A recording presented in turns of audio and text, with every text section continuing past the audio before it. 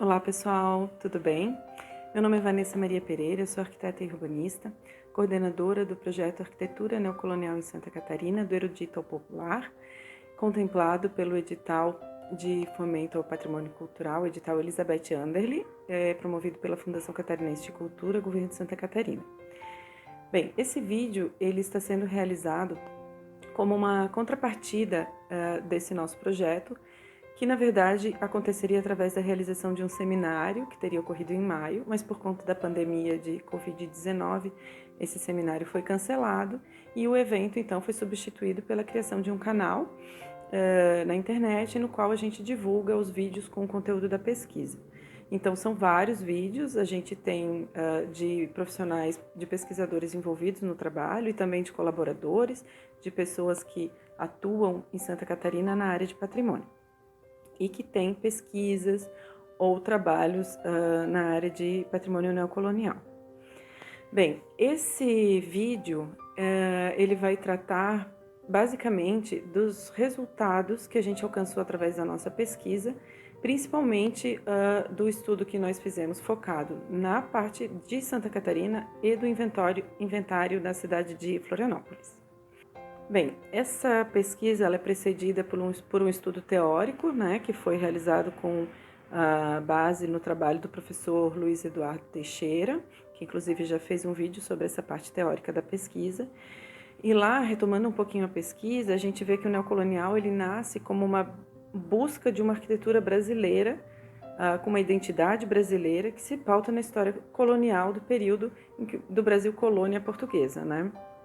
Com o tempo, isso lá na década de 1910, então começa esse debate, e esse processo vai evoluindo, essa discussão vai evoluindo, e esse estilo começa a incorporar elementos de outras culturas, né? Principalmente os elementos hispânicos e as suas vertentes. Então, o Mission Style, o estilo californiano, mexicano, que são elementos, são características, né, de linguagem amplamente difundidas pelos veículos de comunicação em massa da época, que eram as revistas temáticas, né, e alguns almanaques e o próprio cinema tem um papel fundamental na distribuição dessas características, né, que vão sendo incorporadas então ao neocolonial brasileiro. Bem, Santa Catarina é um período muito interessante porque a partir dos anos 30 até os anos 60, que é o nosso recorte temporal aqui no estado, a gente tem um número muito grande de cidades que se emancipam e então precisam das suas instituições públicas. Algumas cidades são fundadas e outras têm um crescimento muito considerável. A arquitetura neocolonial ela é considerada a arquitetura oficial, né, da linguagem do governo brasileiro no estado. Então, são desenvolvidas uma série de edificações públicas com essa linguagem. Então, a gente tem o prédio do Departamento de Saúde Pública aqui em Florianópolis, a gente vai ter também um posto de saúde em Laguna, também com linguagem neocolonial.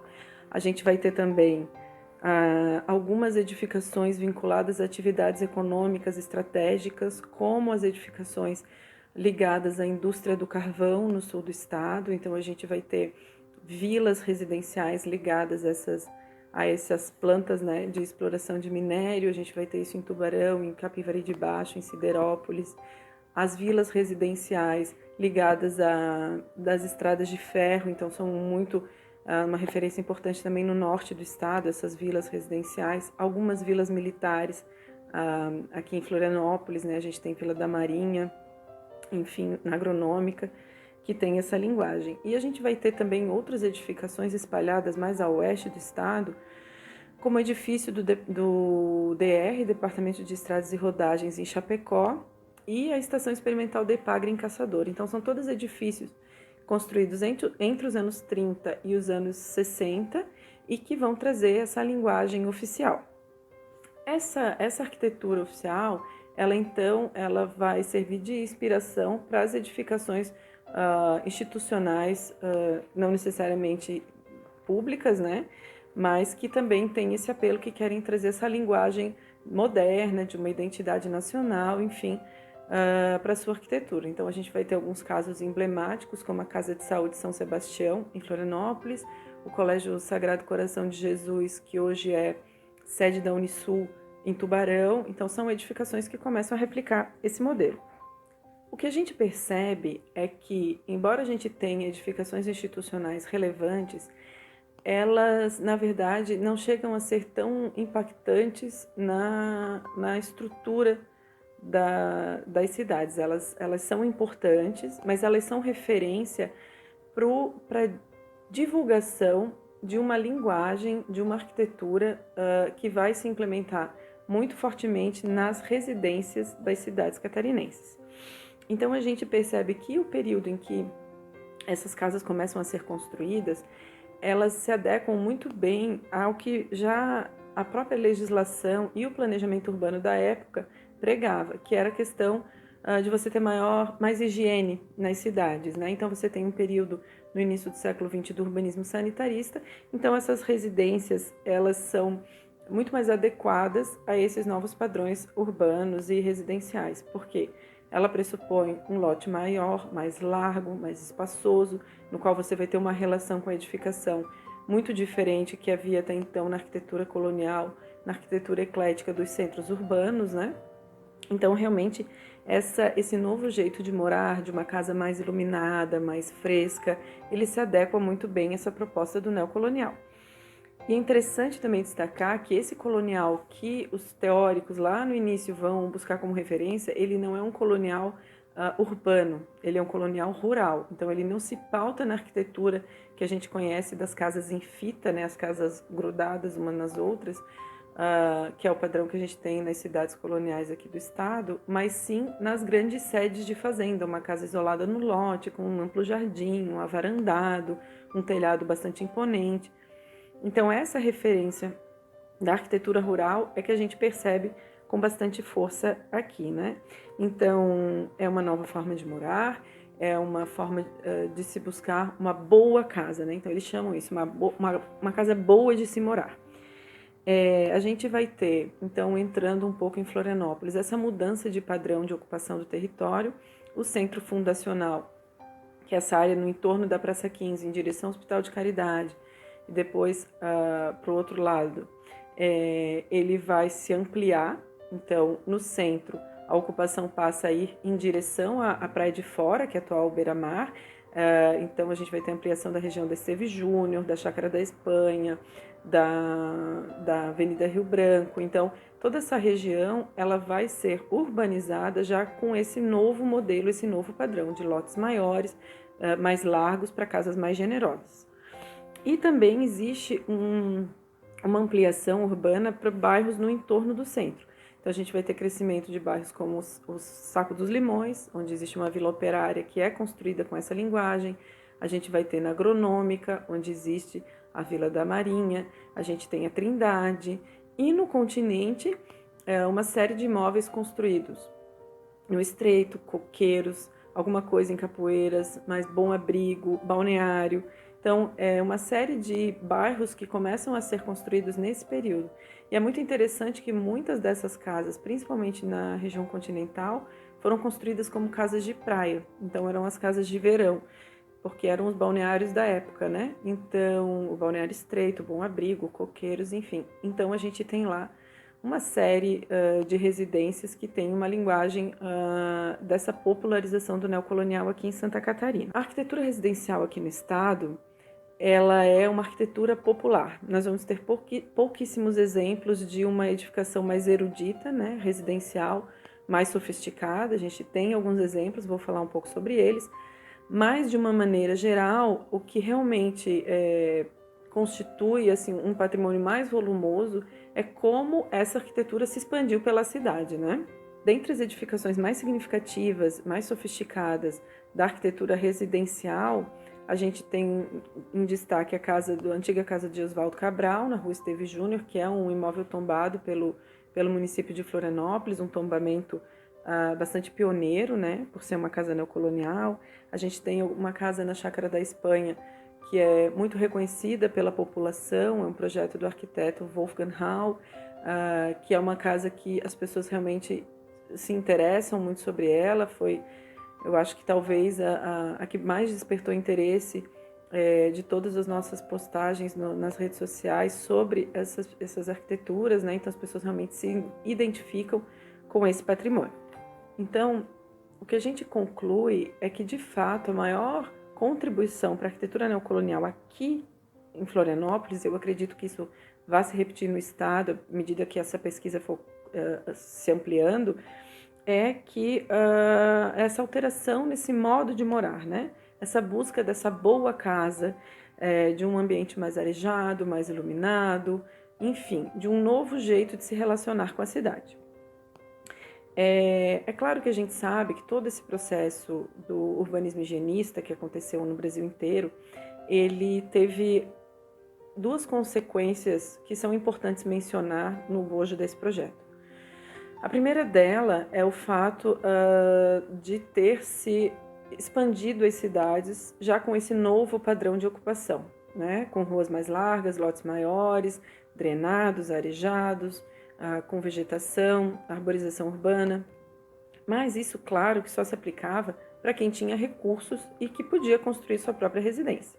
A gente tem como uma outra consequência muito, muito complicada a destruição de uma série de cortiços na cidade e acabou que esse processo expulsou uma população mais pobre, uma população com menos condições financeiras, para ocuparem áreas ainda menos adequadas, né? Então elas passaram a ocupar as encostas dos morros e se adequar à realidade a qual elas foram impostas, né?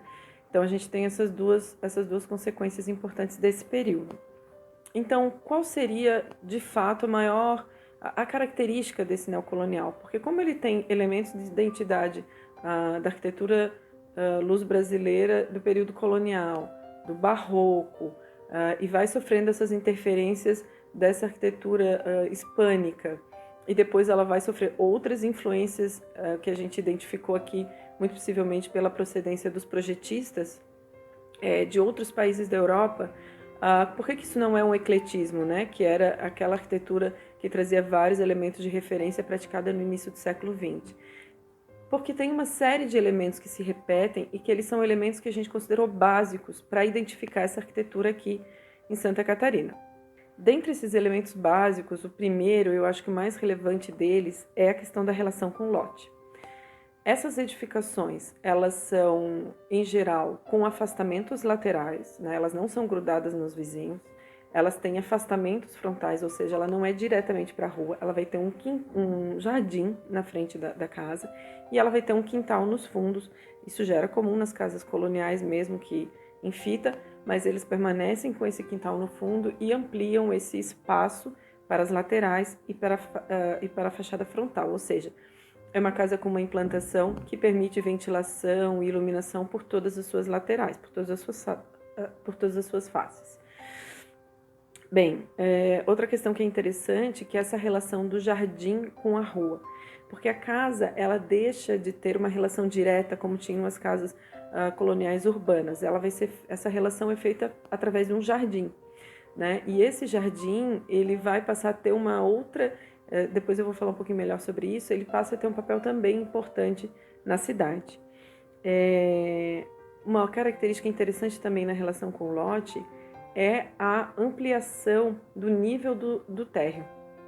Então a casa ela não é mais construída no nível do solo, ela é erguida do solo, né? Isso por uma questão de salubridade, para maior ventilação, para menos umidade na casa. E isso faz com que grande parte dessas casas tenha um embasamento muito importante em pedra. Aqui em Florianópolis a gente encontra o granito, que é uma pedra muito típica, muito fácil de conseguir na região. E esse embasamento, como ele ergue a casa do chão, é também uma outra característica muito relevante dessas arquiteturas, a presença de uma escada para acessar a casa. E por uma série de vezes é uma escada bastante importante na composição do conjunto. Então, como eu comentei, o fato de ter esse afastamento frontal, as casas podiam então ter na sua frente um jardim. Esse jardim ele tinha escalas muito variadas dependendo da condição e do status da família, né? A gente tem alguns exemplos aqui em Florianópolis muito consideráveis de jardins que são elementos importantes, inclusive para a leitura do espaço urbano da cidade. Então, eu destacaria aqui a casa do Oswaldo Cabral, a casa que pertenceu à família Melman na Avenida Mauro Ramos, e tem uma série de outros jardins importantes. A própria Casa de Saúde São Sebastião também parece um oásis no meio daquele mar de prédios em altura. A gente vai ter uma série de edificações que vão ter essa questão do jardim muito forte. E a Casa da Agronômica também, que é um bosque no meio da cidade. Essa relação entre o lote ajardinado e a rua, ela se dava geralmente por um muro baixo, em pedra, também aqui em Florianópolis, recorrentemente o granito. Em alguns casos de residências mais sofisticadas, isso acontecia também com alguma serralheria, né? alguma peça que desse uma decoração para esse muro. A gente vai encontrar essas casas mais abastadas pelo centro da cidade, ainda com esse muro. Em alguns casos, esse muro hoje é a base para você ter uma grade mais alta, mas originalmente eles realmente eram bastante baixos. É também interessante destacar que todas as casas que nós levantamos, que nós inventariamos, são acessadas por varandas. Então, é mais um elemento interessante, porque não há o acesso direto ao imóvel.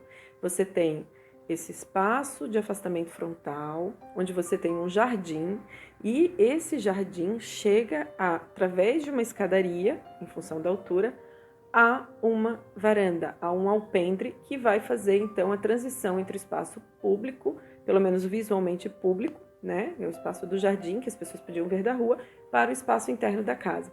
Então isso é uma variável, isso é uma questão que é invariável, na verdade, das casas neocoloniais, mesmo as populares, as mais simplificadas, vão ser sempre acessadas através de uma varanda. Um outro elemento bastante característico da arquitetura neocolonial é o telhado. Na verdade, os telhados têm como inspiração os telhados das casas as casas rurais, né, coloniais. Então são telhados bastante imponentes, de grandes panos, com beirais largos, de telha cerâmica.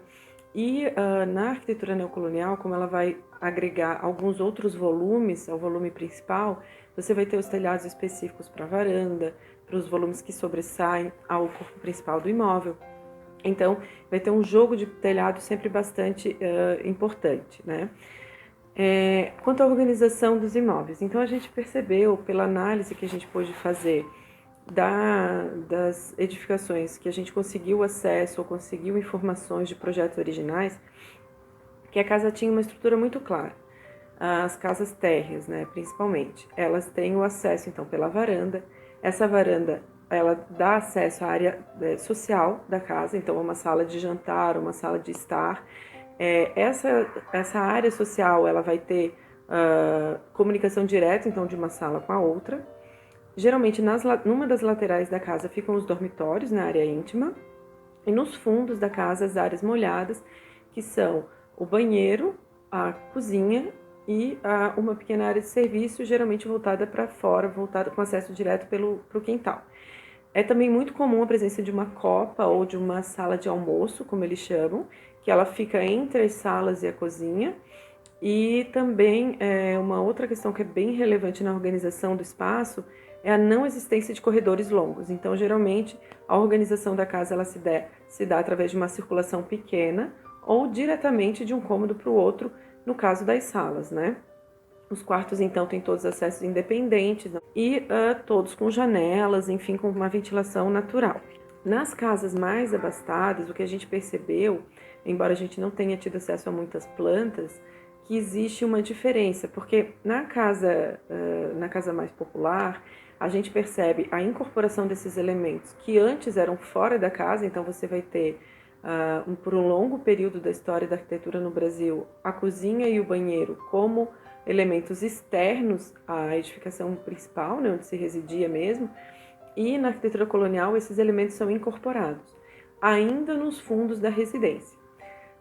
Na casa do Dr. Oswaldo Cabral, que foi uma casa que a gente conseguiu acesso às plantas originais, esse quarto de banho, como era chamado no projeto, ele não ficava nos fundos da residência, mas sim na área íntima. Então ele ficava na frente do imóvel.